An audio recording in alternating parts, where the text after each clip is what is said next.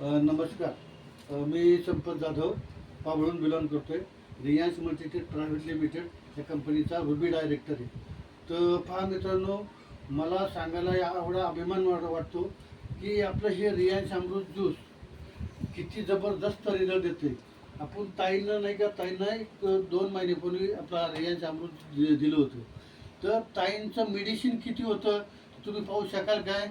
जरा थोडंसं इकडं कॅमेऱ्यात येता का, इकडे दाखवा बरं.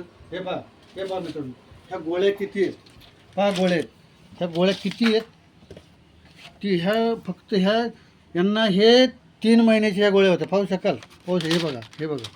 ओके.